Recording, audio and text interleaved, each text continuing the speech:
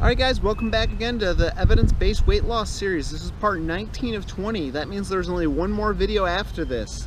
This is basically the last video, however, because the last video is going to be re-summarizing the entire series and giving my own thoughts. What would I be trying to do right now if I was trying to lose weight? I'll add that at the very end of it. But today we're going to talk about stress, sleep, and walling off your calories. And yeah, as usual, I recommend taking notes on this, Microsoft Word, something like that. This is a lot of information. You're not going to remember it all. And don't forget, there are 30 plant-based recipes down in the description of this video. I recommend you maybe try one new recipe a week. Just something to help you get started in this weight loss journey. And of course, I like filming outside where it's beautiful. The next video should be like that too. But let's talk about sleep. So population studies have found that sleep duration has been associated with obesity in both children and adults. Don't forget, once again guys, check out this website that's flashed across the screen. Type in the citation number to find that source. What's up, Dasa? I gotta pat my drink. Oh, okay. Alright, Daddy's filming a video, Das. Wanna go on his lap?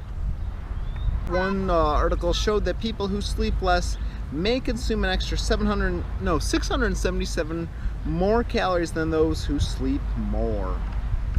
I remember I used to work a second shift back when we lived in Michigan. When we started this channel, I used to work second shift, and I would notice I'd be awake till midnight, 1, 2 o'clock in the morning. I would get hungry. You know, if you're eating dinner at 5 o'clock and you're going to bed at 9 o'clock, you're not going to be hungry. If you're eating at 5 o'clock and you're up till 3, 4 in the morning, yeah, you're going to get hungry again. If your last meal was at 5 p.m., you're going to be hungry and feel famished by 2, 3 o'clock in the morning, for sure. So I've noticed this. Just when you stay awake, you just naturally get more hungry.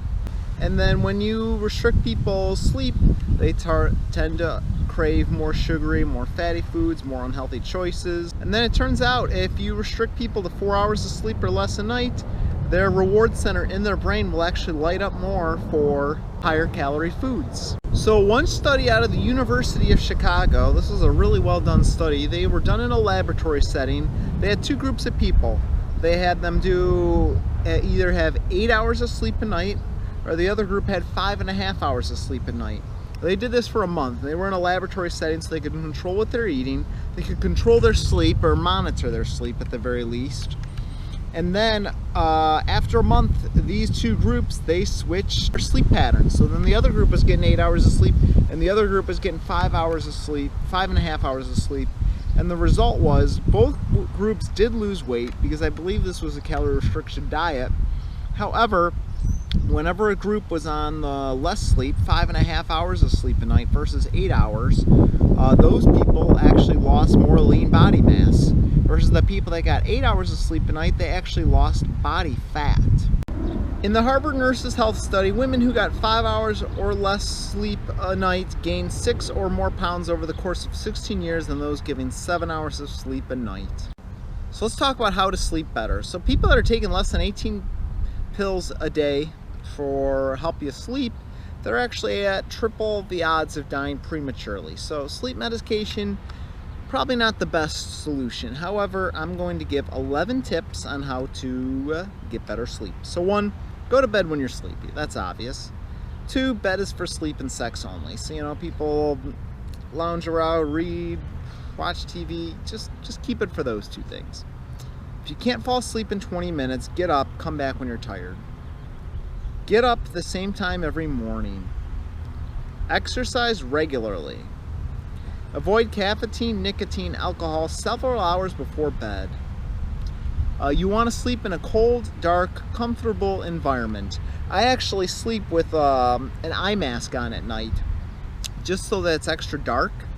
Because the darker it is, the better you sleep. That's actually proven by studies. And 2, now that it's almost June, today is May 26th, it gets light really early. It gets light at like 5 in the morning, and we don't really have good blackout curtains, so I sleep in an eye mask. That thing is great. Helps me sleep until 6, 6:30, and rarely, whenever I get the rare chance, I can sleep until 7, but that's very rare.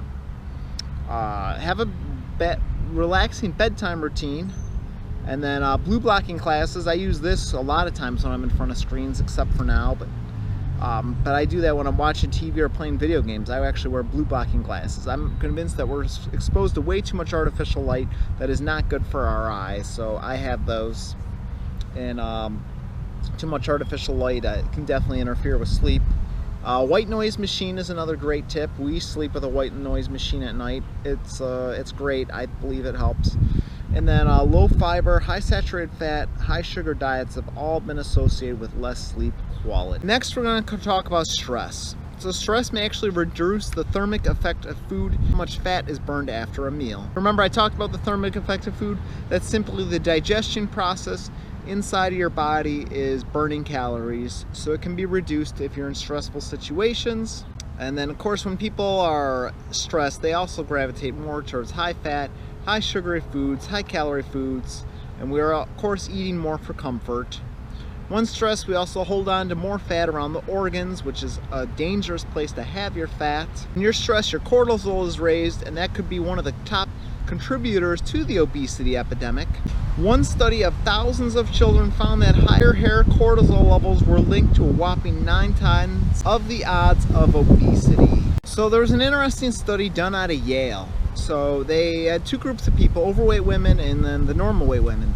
And what they did is they would observe them while they would watch a movie, such as a stigmatizing scene where a fat person was being teased.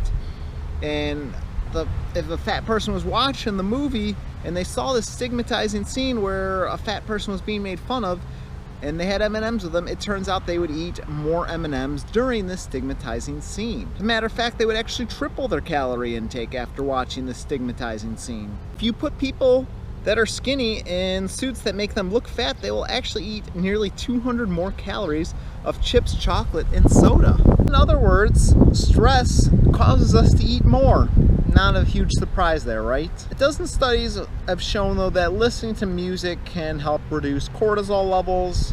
Of course, that can also help you reduce stress levels. Heavy metal music though is not shown to be relaxing, where jazz is. Meat can also raise your cortisol levels, and as mentioned, raising cortisol levels leads to more weight gain.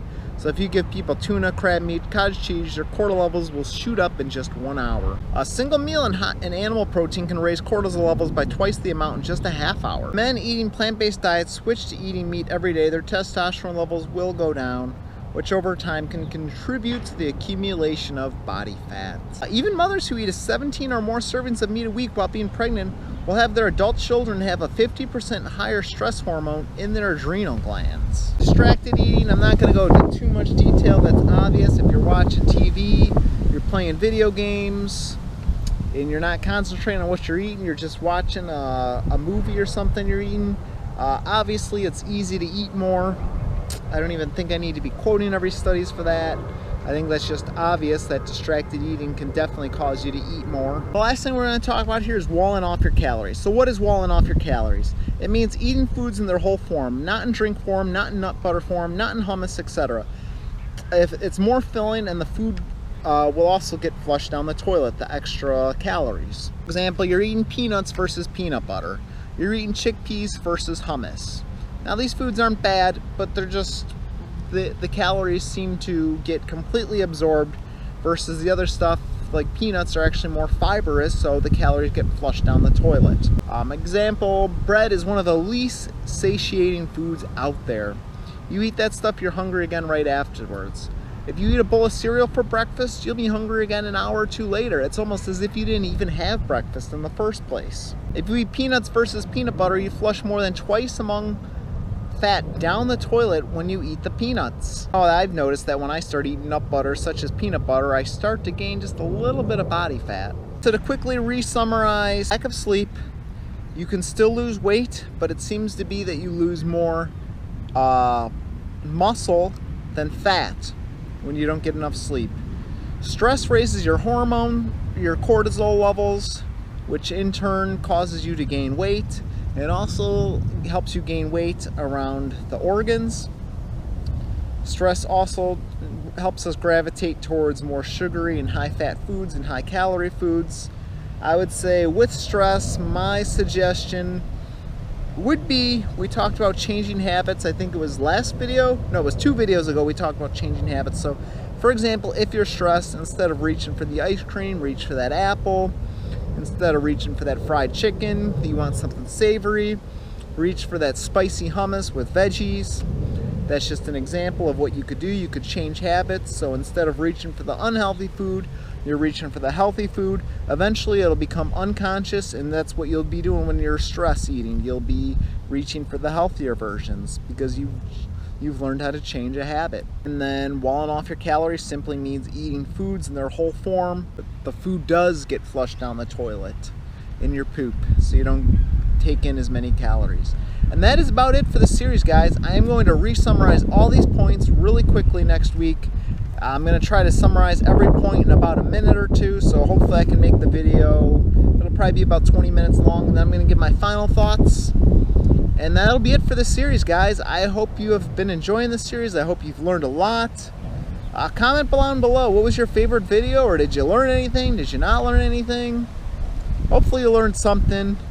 And I'm just really passionate about helping people. You know, 1 out of every 3 adults is obese. 2 out of every 3 adults is overweight. The statistic seems to be rising year after year and only going up. It's really a passion of mine helping people because this is a problem a lot of people are facing.